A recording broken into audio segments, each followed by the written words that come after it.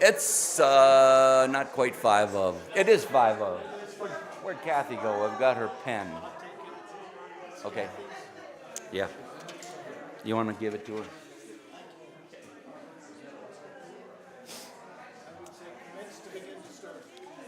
It's about 5 minutes until the start of service, so I have a few comments and reminders. Did you have your hand raised? Oh, yeah. Okay. Hi. Huh? I didn't say it loud enough? Okay. Would you briefly greet those around you? Then find a seat so we can create a worship atmosphere. And please consider leaving spaces open along the aisles for latecomers and those with walkers. Okay?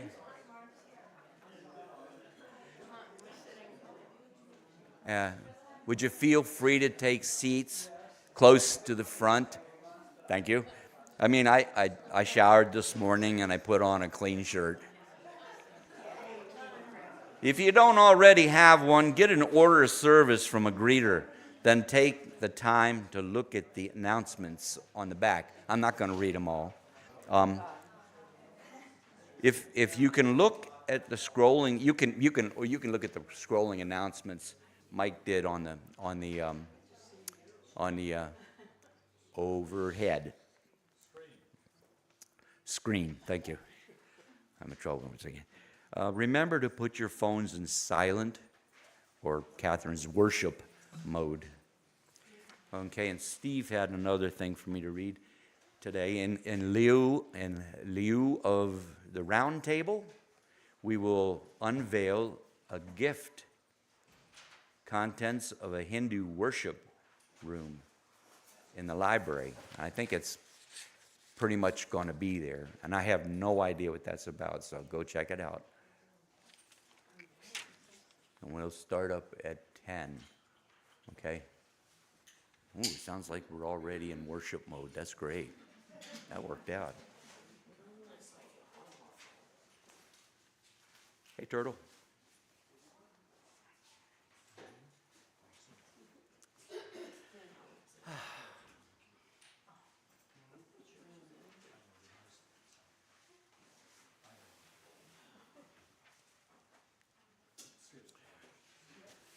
Did a lot of people bring mementos? Yeah. Oh, great. Me too. I found a little tiny photo, an old photo, and took it to Walmart and had it blown up. And it's kind of, granular, but everybody looks like what they're supposed to look like, so I'm happy with that. You know what? I'm not going to be able to say anything when Rod has you come up and talk into the mics, but if you ask me about it, I got these new pills I'm taking that make me real chatty, as you can tell right now. And beware, if you ask me about the picture, you're going to be stuck with me for a while. Okay, I'm sorry.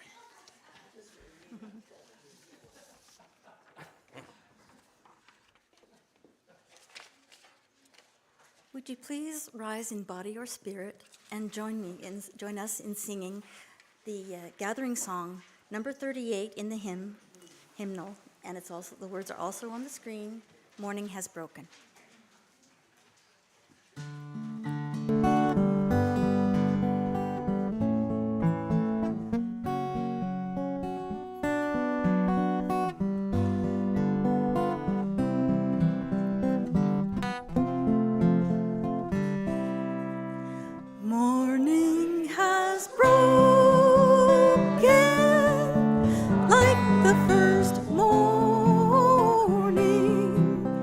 Like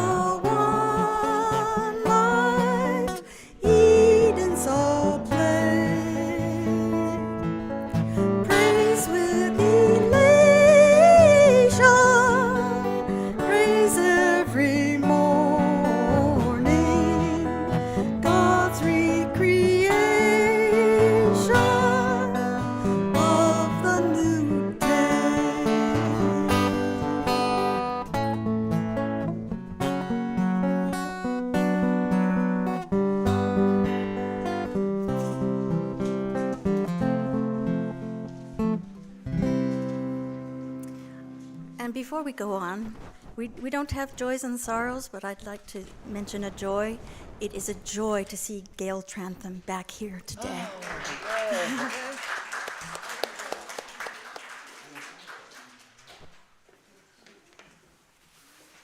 With the guitar.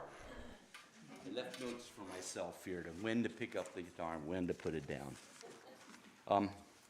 Good morning and welcome to the Unitarian Universalist Church of Las Cruces.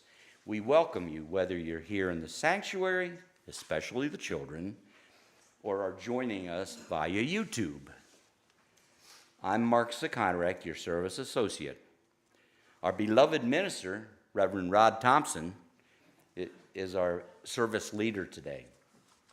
Our director of music, Catherine Massey, and the UUCLC choir are off. So Cathy Cox and I will be providing music support. Our wonderful director of religious education, Kelly Ingram, is here today. Assisting us are Elwin Nunn on camera and Claire Neal Wallace on audio. Mike Yatsko will be connecting us to our YouTube attendees. Diane Lee and Jillian Lang have again prepared a beautiful and appropriate chalice table. Our greeters today are Julie Woody, Tom Packard, and Linda Ruchala. We want attendees, new and old, to feel noticed and to be aware that this is an open and welcoming community. Our greeters are focusing on that. You can be too. It takes some courage for folks to come to a service for the first time. So step up and let them know you care. Hospitality is offered today by the Social Justice Committee.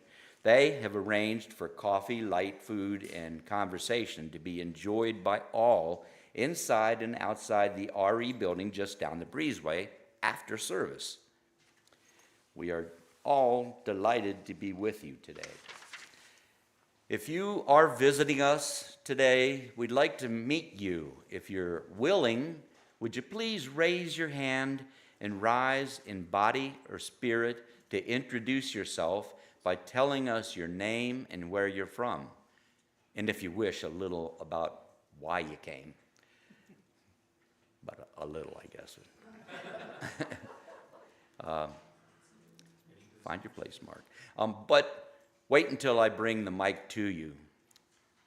Do we have any visitors?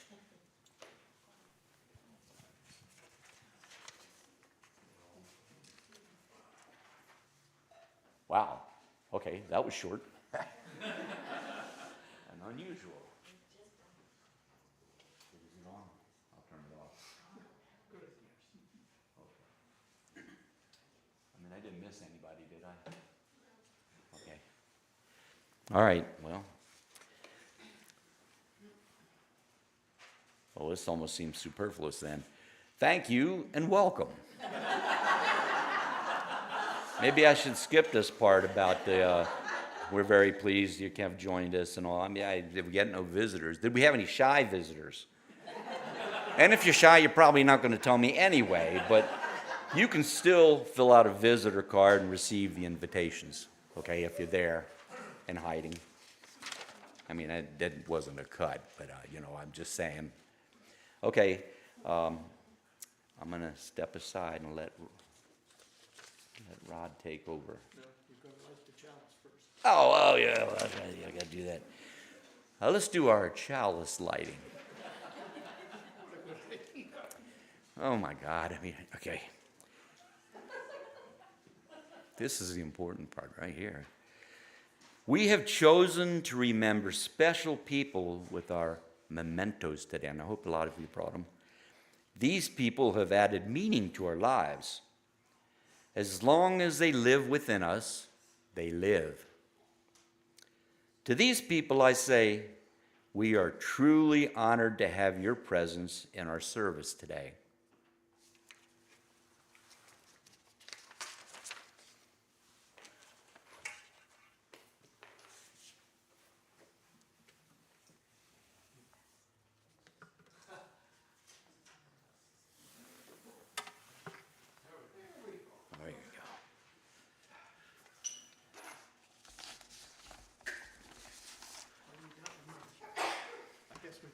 house lighted then. As you know, this is Memorial Day weekend. Where I grew up, before they changed it, May 30th was Decoration Day. So I've decided that this Sunday will be observed as Memorial Day, Decoration Day, and a day of remembrance.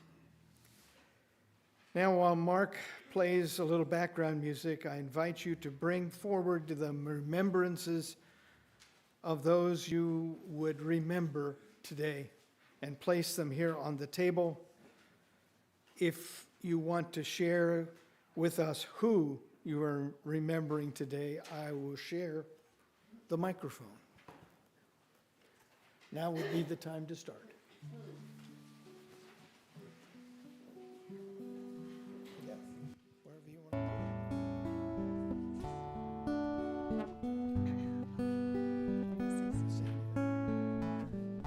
This is for my husband, Bert. He was a wonderful person, a Sanskrit scholar of ancient religions, and a 50-year-long meditator. He meant the world to me, and a huge Shakespeare fan. Thank you.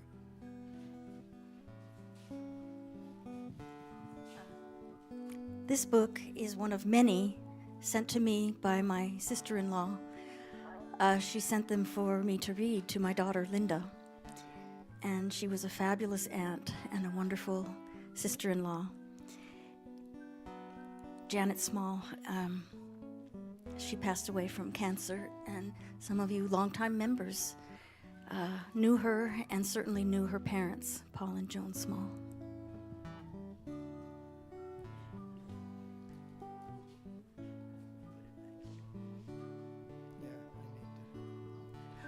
I joined this church 10 years ago in May, based on an invitation from Peggy Devlin, and I didn't know that the love of my life was waiting here. He was sitting over there in that little table.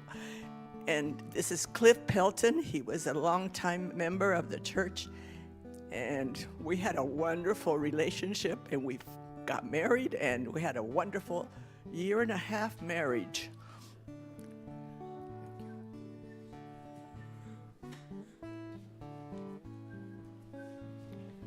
This is my grandmother, Catherine Gribben, Catherine Harl Cowan, and then Catherine Morris. She was married twice, and she taught me everything I know about compassion, patience, and kindness. She was probably the most influential person in my life. I remember her, and I want to grow up to be just like her.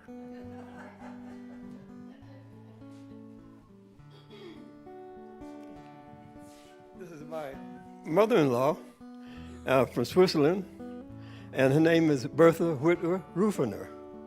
And she passed on, but what she used to do in Switzerland, she would take us out to the graveyard, especially my daughter, and she would notice all of the people that were there and say, hey, this is Mrs. So-and-so, that's Mrs. So-and-so. So I honor my mother-in-law from Switzerland, which I lived for a while. Set it maybe on top of the book, because it's going to have to. This is my Aunt Flo, and it was my mother's oldest sister. She was born in 1885, and this is her husband,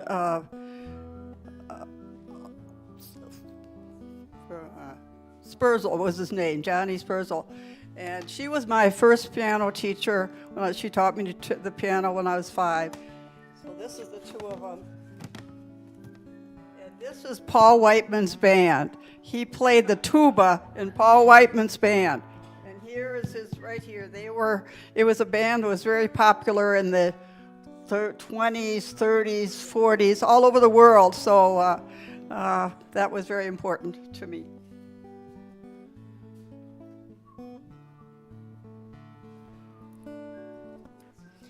I miss my husband very much. He passed away February the 6th, 2022. And pictured here with my husband and myself is my best friend. We've known each other since 8th grade, and her husband, pictured here, passed away too. So I'm remembering both of them. Take the microphone, you can just set it someplace.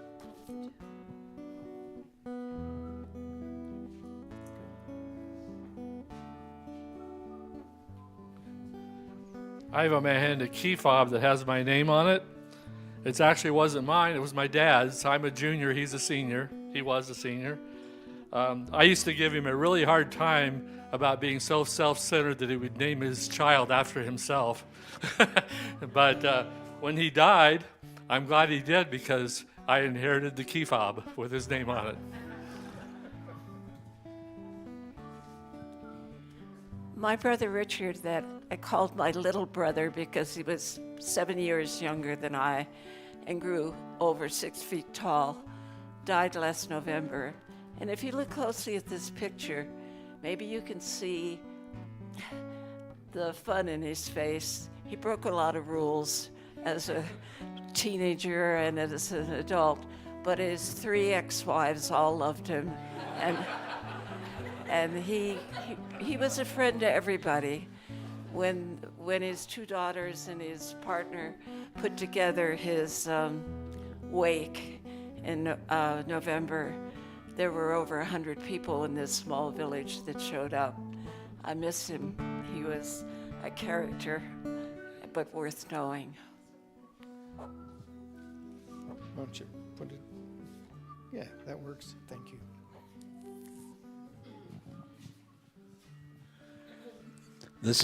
This is my family. Back in 1941, I was 2 years old. My dad was in the Navy, and he went all over the country, from Hollywood, Florida, to Alameda, California, to Corpus Christi, Texas, and back to Rhode Island as a flight instructor. And my brother Jack, who was 2 years older than I, but come take a look.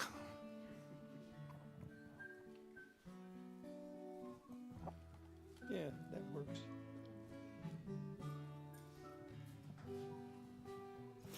I am remembering my partner, my parents, my sister, my son, and all 4 of my grandparents, all of whom were Unitarian Universalists.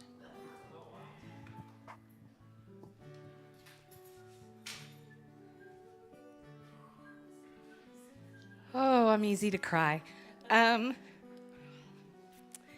This is the last picture taken of me and my Julie Kay. My husband is the love of my life, but she was my soulmate. We raised our kids together, and I miss her dearly. I lost her 3 years ago.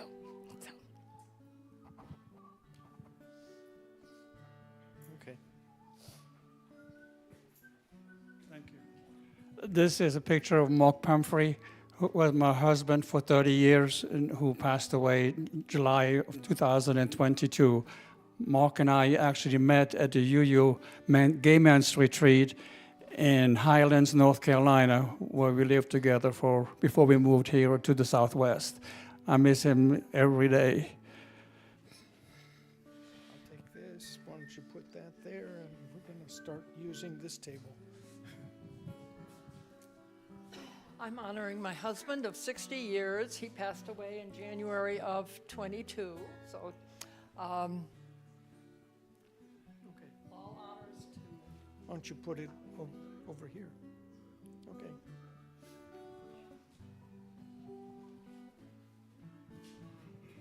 I have a picture of my parents. My dad was an immigrant farm worker from Mexico, and he and my mom were next door neighbors. Their families were next door neighbors in Michigan, and they had a family of 10. So I'm one of 10, and I miss them every day. Jesus Silva and Lila Sanchez. Why don't you, we'll start using this table as well. Yeah. Oops, yeah, almost lost it. For her, that was Grandpa Chris. For me, that was my partner and husband of 2 days. And then I also have my father, the late John Trentham.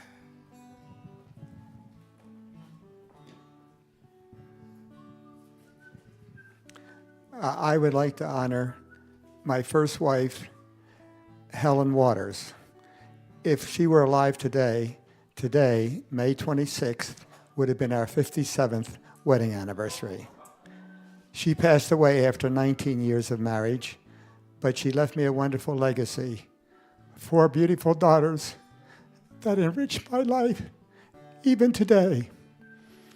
And when my present wife, who many of you know, Gail, and I were married, we became a wonderful blended family, and that's been a great joy.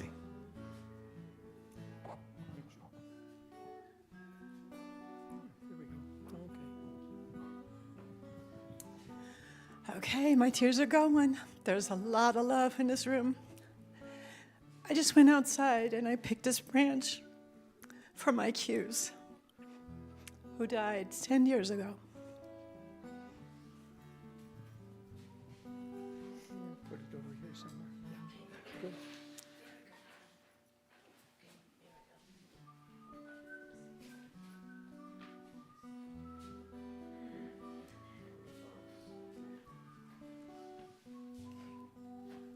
First one.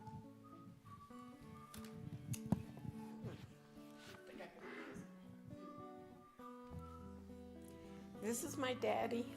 Hold the microphone close. Okay, this is my daddy. He taught me how to love everyone.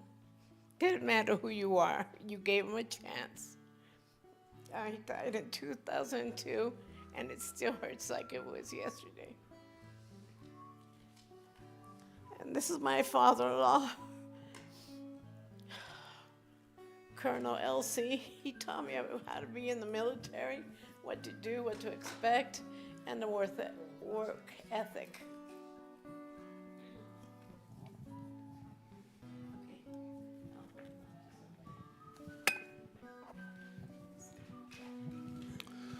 I brought a photo of my great-grandparents today, without whom there's probably 200 people that would not be in this world today.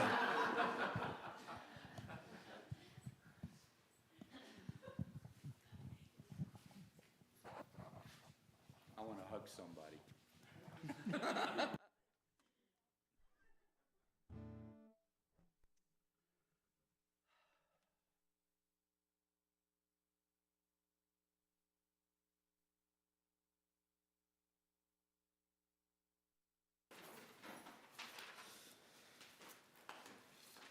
As we minister to each other in good times and in bad, in joyous times and in sad,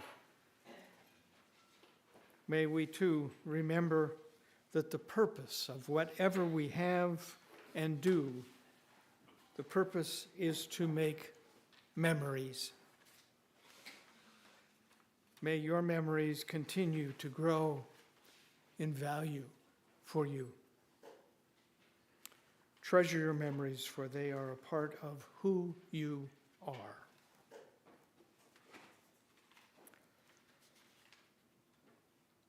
I would invite you now to stand as you are willing and able to say together our covenant and then to sing the doxology in English and in Spanish. Love is the doctrine of this church. From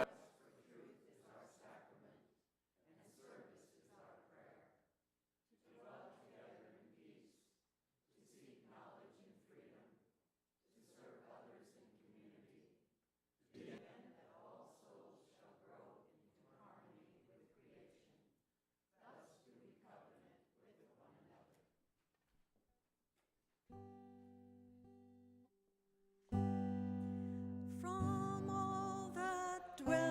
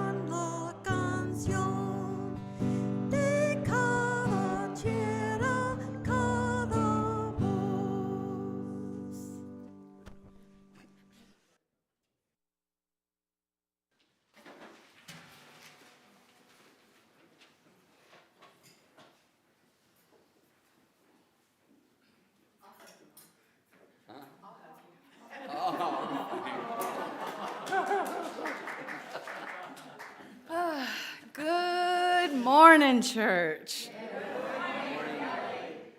And now I'm supposed to read a story. Okay.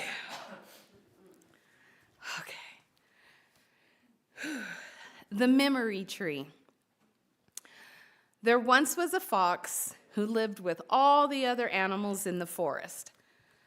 Fox had lived a long and happy life, but now he was tired.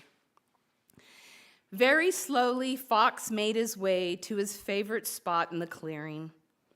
He looked at his beloved forest one last time, and he lay down. Fox closed his eyes, took a deep breath, and fell asleep forever. Everything around Fox was still and peaceful. Snow began to fall gently, covering him like a soft blanket. Owl had watched Fox from the top of his tree. He flew down and landed next to his friend.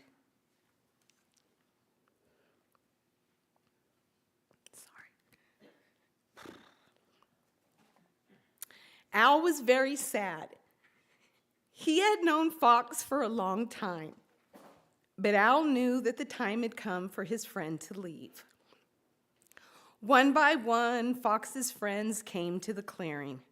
First, squirrel and weasel, then bear, deer, and bird, and finally rabbit, mouse, and others came to sit by Fox. Fox had been loved by everyone. He had been kind and caring. No one could imagine life in the forest without him. The animals sat in silence for a long time. Owl was the first to speak. He smiled warmly and said, "I remember when Fox and I were very young. Every autumn we raced to see who could catch more falling leaves." The other animals remembered and smiled. Mouse said softly, "I remember how much Fox loved the sunset. He always sat in this exact spot." The other animals remembered. Many of them had sat with him, watching the sun go down. It was a happy memory, and their sad hearts filled with warmth. Bear remembered how Fox had looked after her cubs one spring. Rabbit smiled when she told the story of how Fox had played tag with her in the tall grass. Squirrel talked about Fox helping him dig up buried nuts in the deep snow of the last winter. One by one, the animals remembered their favorite stories about Fox.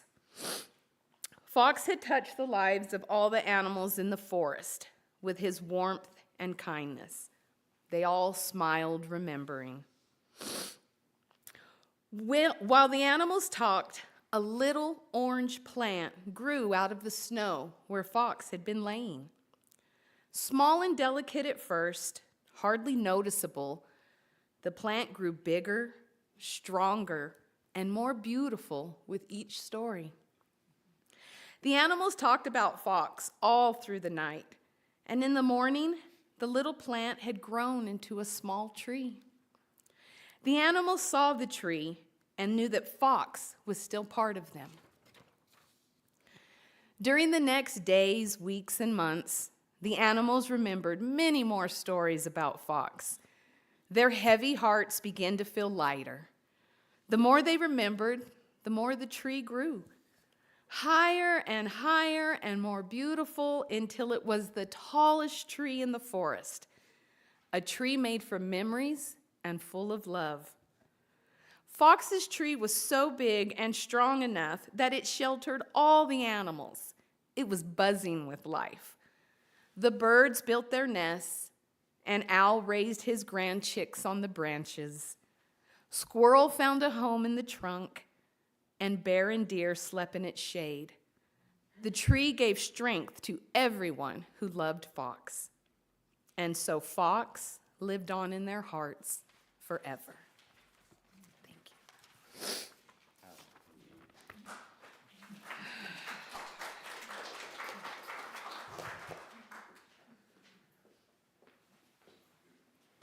May your mind be open to new learning.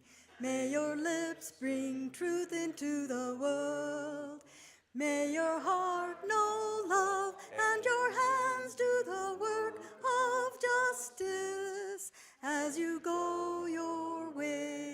in peace. May your mind be open to new learning. May your lips bring truth into the world. May your heart know love and your hands do the work of justice as you go your way in peace. And now, would you please rise in body and spirit to join us in singing Gracias por el amor. The words will be on the screen.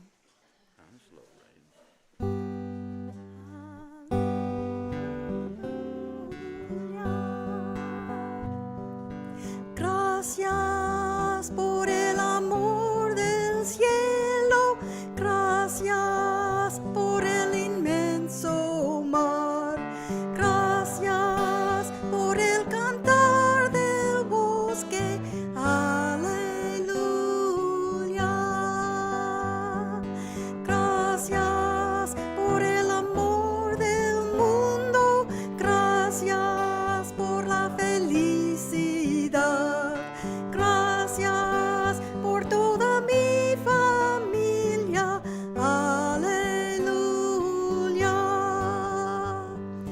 Gracias por toda la hermosura, gracias por nuestra juventud, gracias por la amistad de todos, aleluya.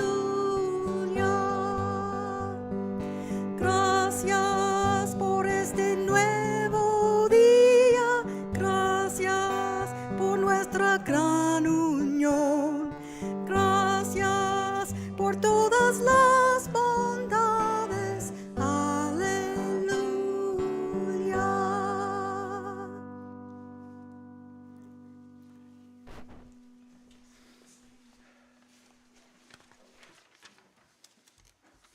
I would invite you now to join in a responsive reading.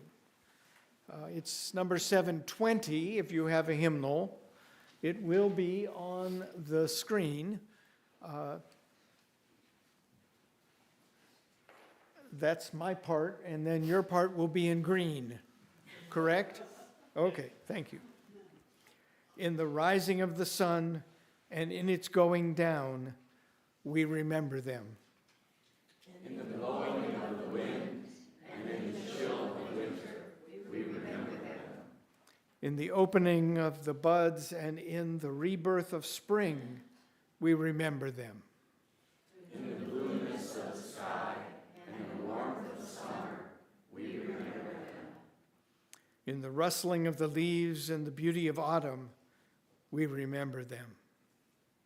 In the beginning of the year and when it ends, we remember them. When we are weary and in need of strength, we remember them. When we are lost and sick at heart, we remember them.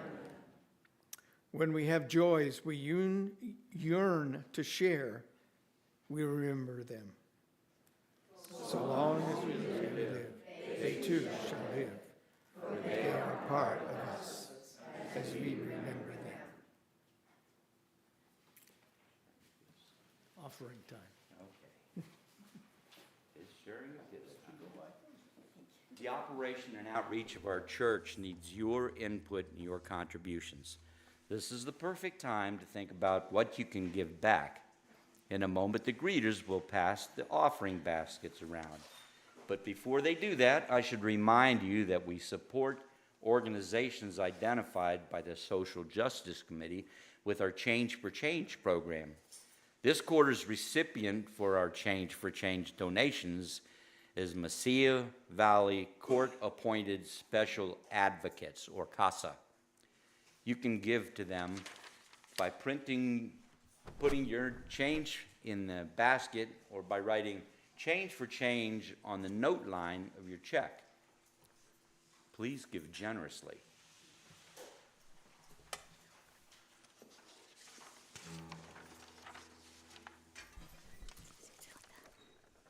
Did you want to do that?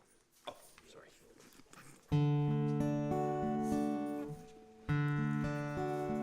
Down yonder green valley where streams streamlets meander when twilight is fading, pensively rove, or at the bright noontide in solitude wander amid the dark shade of the lovely ash grove. 'Tis there that the blackbird is cheerfully singing, each warbler enchants with its notes from the tree.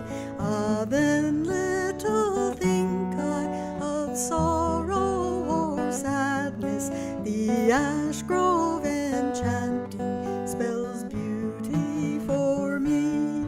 The ash grove, how graceful, how plainly 'tis speaking, the harp through its playing has language for me.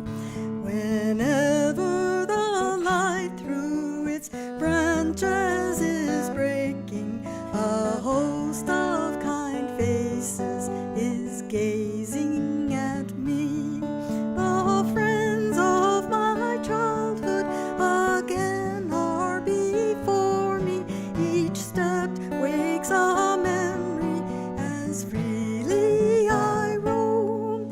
With waft whispers laden, its leaves rustle o'er me. The ash grove alone is my home. Ah, then little think I of sorrow or sadness, the ash grove alone is my home.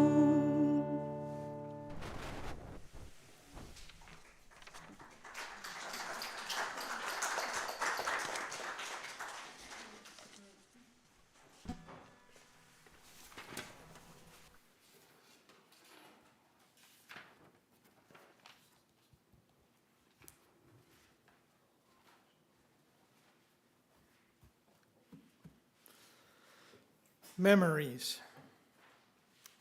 Maybe it's my age, maybe it's the influence of Memorial Day, maybe it's the deaths this year of two of my colleagues, one of them my mentor. Maybe it's the difficulties of these past few years. But these two stories of memories just insisted on being heard this morning. I believe that stories shared can say a lot more to our minds and souls than scholarship can. So I believe that there is a reason for sharing these stories on this day of remembrance. Neither of these stories are from Unitarian Universalist sources. Ed Hayes is the author of The Little Tin Box, is a contemporary storyteller with a gift for imagery that brings tears to my eyes every time I read this story or share it. The Cab Ride is by an unknown author, and as much as I would like to take credit for it, I am not the one who is telling the story. As I read over these stories several times over this past week, I realized last night, lying in bed, that I wanted to read The Cab Ride first, then The Little Tin Box. Both of these stories speak truth beyond mere facts. And don't let the more traditional churchy language get in your way. Both stories are so powerful in themselves, I'm not going to try to interfere with them. I'll just leave some silence afterward so I can recover and you can ponder them. I hope I can get through these stories adequately so that you hear what or feel what the author has put into the stories. And if you are so inclined, I welcome you to close your eyes so that you can see the stories using the theater of the mind.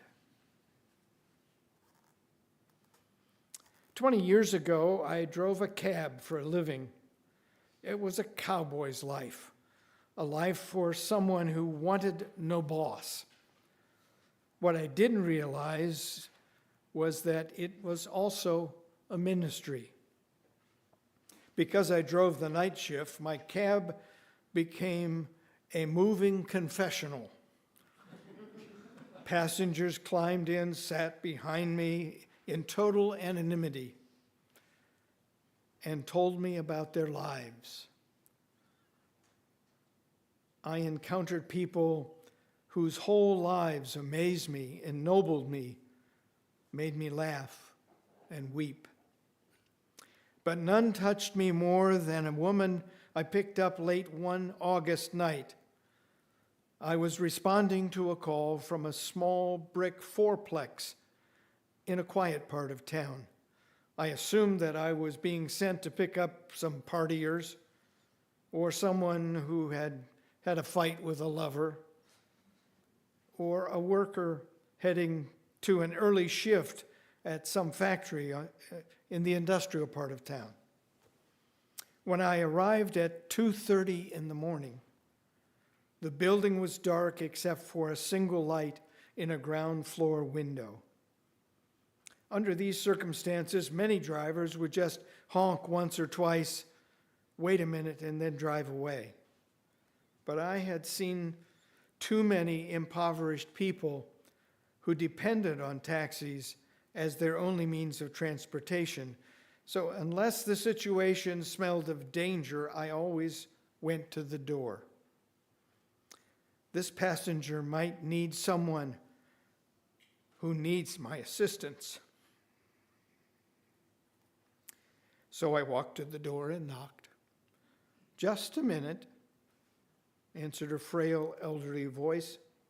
I could hear something being dragged across the floor. After a long pause, the door opened. A small woman in her 80s stood before me. She was wearing a print dress and a pillbox hat with a veil pinned to it, like someone out of a 1940s movie. By her side was a small nylon suitcase. The apartment looked like no one had lived there for years. All the furniture was covered with sheets. There were no clocks on the wall, no knickknacks or utensils on the counters. In the corner was a small cardboard box filled with photos and glassware. "Would you carry my bag to the car?" she asked. I took the suitcase to the cab, then returned to assist the woman. She took my arm, and we walked slowly toward the cab. She kept saying to me and thanking me for my kindness. "It's nothing," I told her. "I just treat my passengers the way I would treat my mother, or wish that others would treat my mother." "Oh, you're such a good boy," she said. When we got to the cab, she gave me the address, then asked, "Could you drive through downtown?" "Well, it's not the shortest way," I answered quickly. "Oh, I don't mind. I'm in no hurry. I'm on my way to a hospice."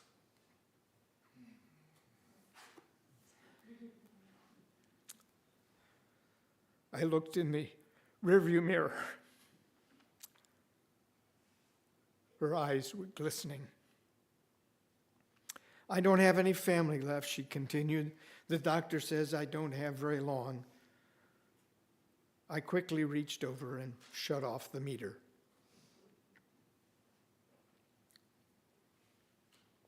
"What route would you like to take?"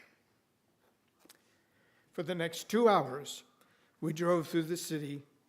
She showed me the building she had once worked as an elevator operator. We drove through a neighborhood where she and her husband had lived when they were newlyweds.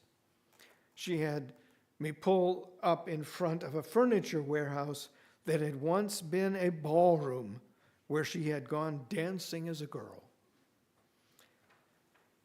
Sometimes she'd ask me to slow in front of a particular building or corner and would sit staring into the darkness, saying nothing. As the first hint of sun was creasing the horizon, she suddenly said, "I'm tired, let's go now." We drove in silence to the address she had given me. It was a low building, like a small convalescent home, with a driveway that passed under the portico. 2 orderlies came out to the cab as soon as we pulled up. They were solicitous and intent, watching her every move. They must have been expecting her. I opened the trunk and took the small suitcase to the door. The woman was already seated in a wheelchair. "How much do I owe you?" she asked, reaching into her purse. "Nothing," I said. "You have to make a living," she said. "There are other passengers," I responded, almost without thinking. I bent and gave her a hug. She held on to me tightly. "You gave an old woman a little moment of joy. Thank you." I squeezed her hand, then walked into the morning light. Behind me, a door shut. It was the sound of the closing of a life. I didn't pick up any more passengers that shift. I drove aimlessly, lost in thought. For the rest of that day, I could hardly talk.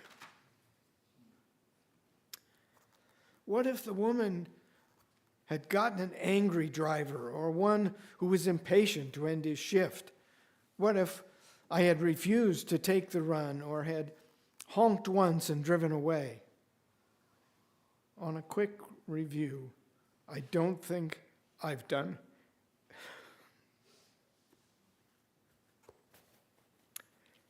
anything as important as this in my life.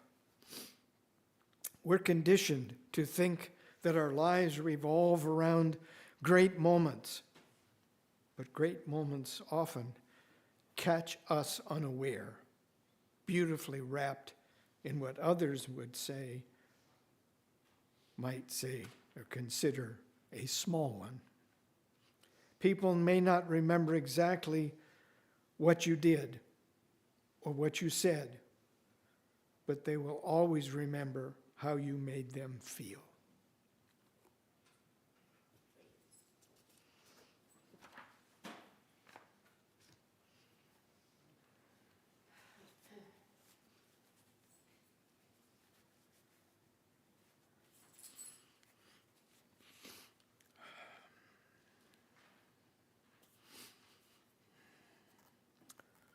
The little tin box.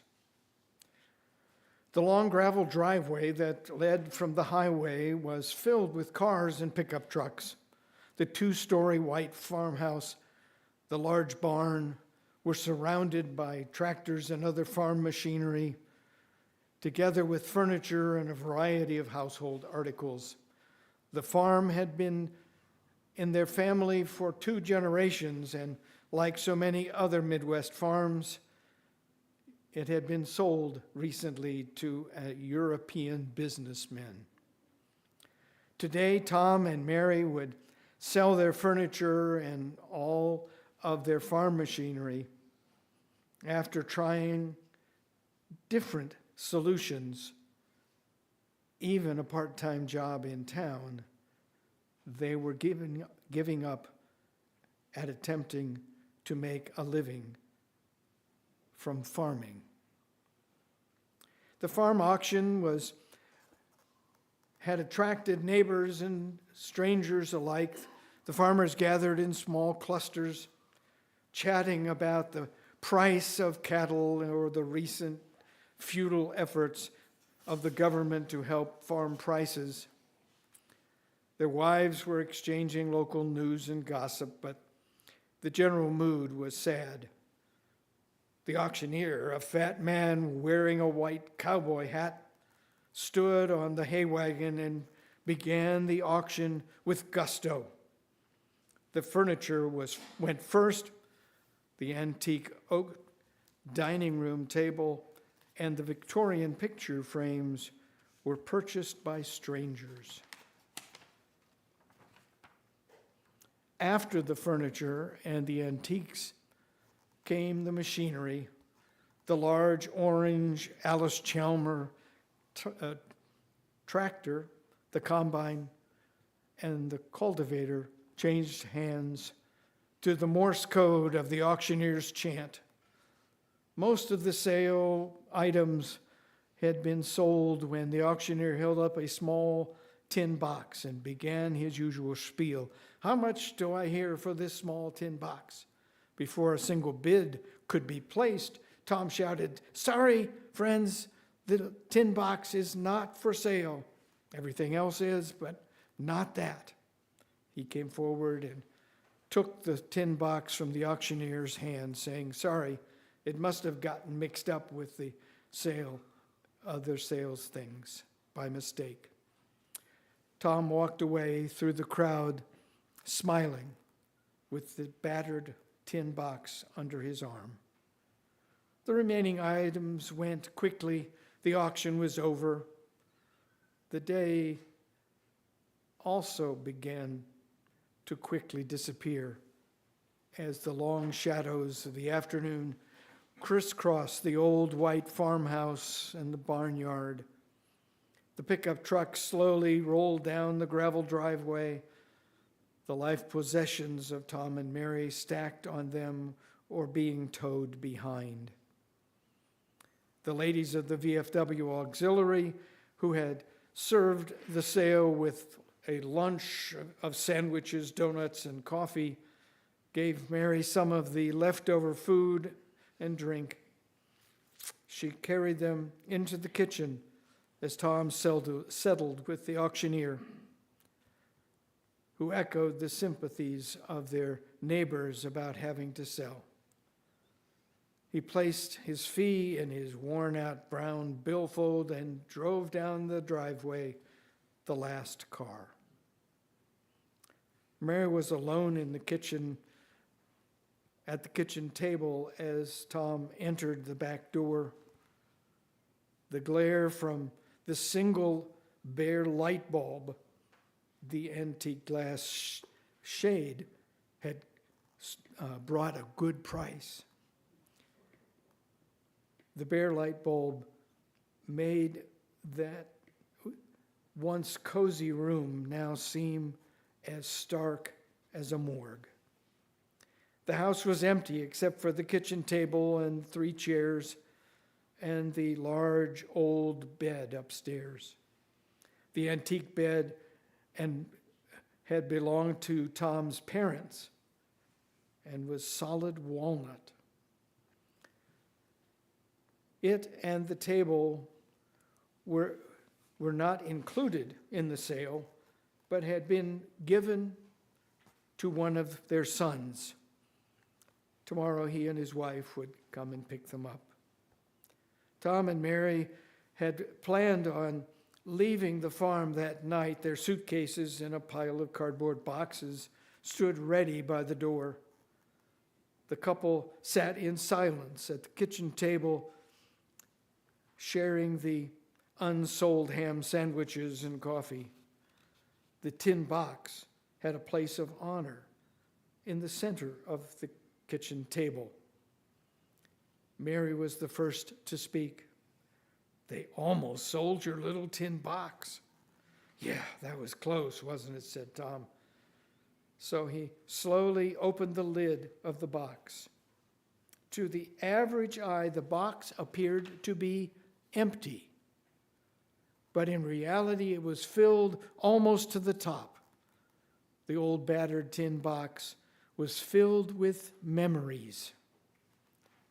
Mary opened a suitcase and removed a small tin box that could have been a twin to Tom's. So slowly, one after another, they took out memories from their tin boxes and passed them to each other. One memory would awaken another. One would be a leader to an entire parade of memories. Remember the first night we stayed here after we were married? Or when Dick came home from the army? Or that Christmas day in the 50s when we and the kids were snowbound? Their little tin boxes held memories that went back to their early childhoods.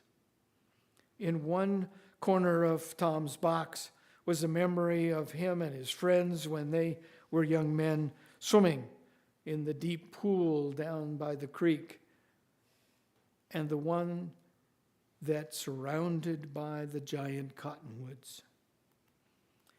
These small tin boxes were what made Tom and Mary the richest people in the county. Early in life, they had learned a great lesson from Tom's grandfather. The purpose of possessions, the old man had said, is to make memories.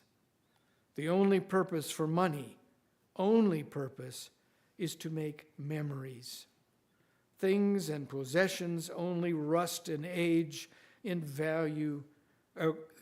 They grow, I skipped a line, I'm sorry. They only make memories. Things only rust or age, but memories are like fine wine. They grow in value with time. Now that the farm sale and auction had completely dispossessed them of their belongings, they knew the wisdom of what grandfather had said to them in his funny, broken German accent.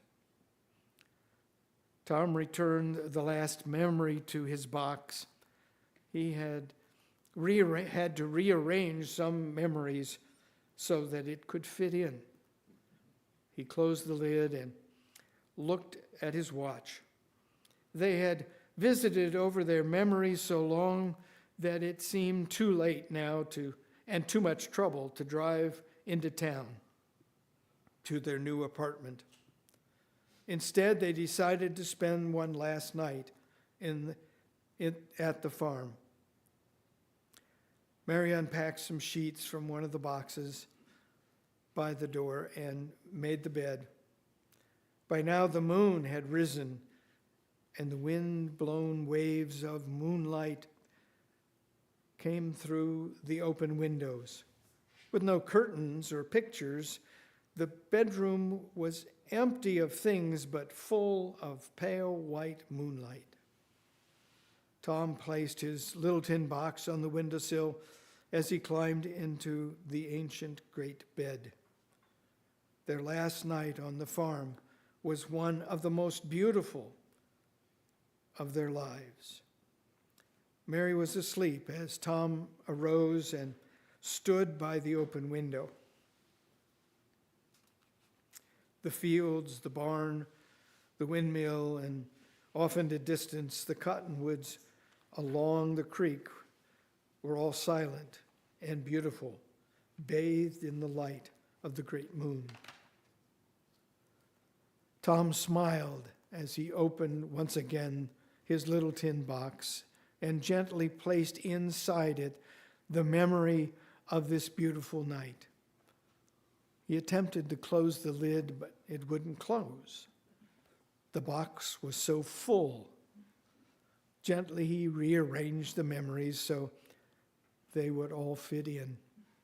Then he closed the lid, and as he did, it made a strange click that he had never heard before. Tom placed the old tin box on the windowsill, slowly laid back on the bed. He closed his eyes and was asleep almost at once.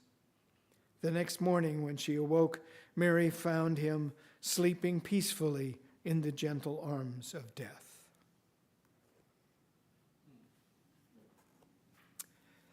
The following days were hectic.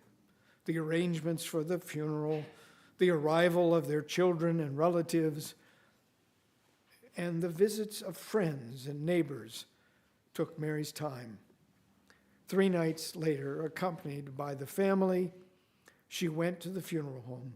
As she entered, the lobby was filled with many of the same farmers who, only a few days before, had stood in their yard on the auction day. They stood in small groups discussing how selling the farm had been just too much for Tom. As she passed, Mary overheard their comments. She smiled to herself as she walked down the aisle toward the casket in the middle of the sea of flowers, for she knew that selling the farm had nothing to do with Tom's death. Dressed all in black, she was regal in her serenity as she stood by the casket looking down at her husband Tom, who looked so peaceful, his weather-worn face relaxed, his hands folded across his chest. His fingers still had tiny grease-darkened lines from all those years of hard work. Intertwined amongst his fingers was a black rosary. Mary opened her handbag and then reached down and removed the rosary from Tom's hands and placed it in her bag. She then took from her handbag the little tin box and placed it in Tom's hands. The parish priest, who was standing at the foot of the casket, stepped forward and, in his authoritative but hushed voice, one from many years of speaking in the confessional, said to her, "Mary, Mary, you can't do that." He started to reach down to remove the tin box. "Leave it there, Father," Mary said in an equally authoritative voice. That's Tom's rosary. Hardly a day would pass when he would take some memory out of that box and be filled with gratitude. He was a holy man, and he understood what poverty and prayer were all about. "No, Father, the box remains because it is the only thing he's taking with him." The priest began to object, but Mary outwitted him. She turned to the crowded funeral home filled with people, wall to wall, and said in a loud, clear voice, "Father is now going to lead us all in the rosary." And with that, she knelt beside the casket. The priest was trapped, and so forced to kneel beside her, and began, "In the name of the Father and of the Son." When the wake was over and family and friends had all departed, even the Polish priest, while unhappy about seeing the seeming sacrilege, had decided to let it go without further discussion. Mary returned to her apartment. Her black dress now hung on the back of the bedroom door as she sat on the bed and smiled, thinking of how much Tom would have approved of what she had done that night. Then she carefully took out her own little tin box and opened it. She placed the memory of the wake, the many, many kind words about Tom, even the expression on the father's face, all of it into her little tin box. That memory fit perfectly on the very top of the full box. As she closed the lid,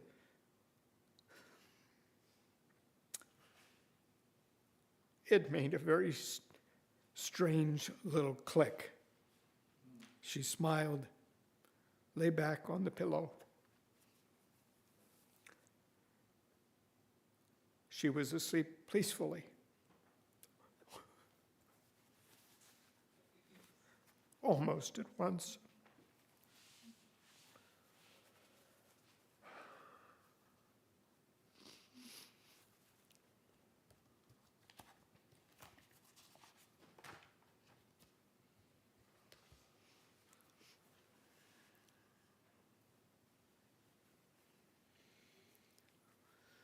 If I can, I have some closing words.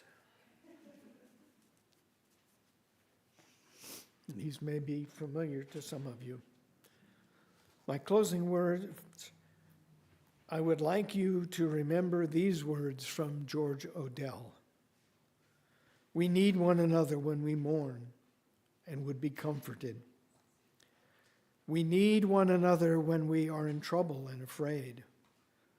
We need one another when we are in despair and temptation and need to be recalled to our best selves again. We need one another when we would accomplish some great purpose and cannot do it alone. We need one another in the hour of defeat when, with encouragement, we might endure and stand again. We need one another in the hour of our success when we look for someone to share our triumphs.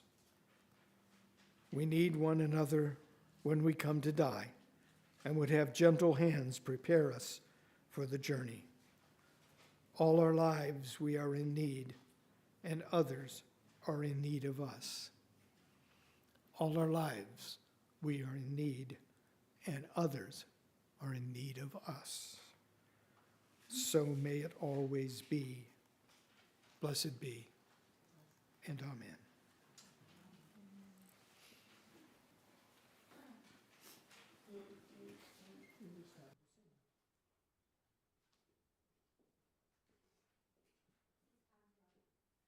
For our closing hymn, number 1057 in the teal hymnal.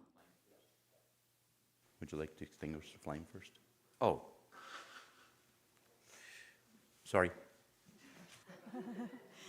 One moment while I turn on the piano, and then we can sing. Should we rise for this one or stay seated? Please rise in body and spirit to join in singing the closing hymn. Go lift it up.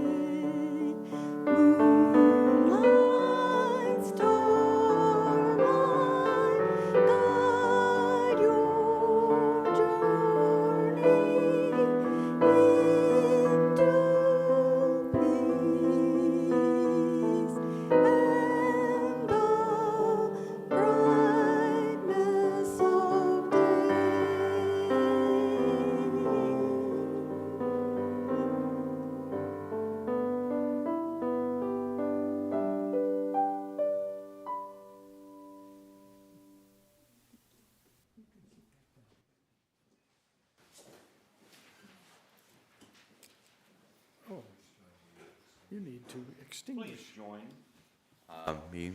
Please join me as in saying the words to extinguishing the flame. The words are on the screen. We extinguish this flame, but not the light of truth, the warmth of community, or the fire of commitment. These we carry in our hearts until we are together again. Now, while Mark plays a little background music again for our postlude, I invite you to come and reclaim your remembrances of those you have remembered today. Thank you for sharing your sacred memories with us today.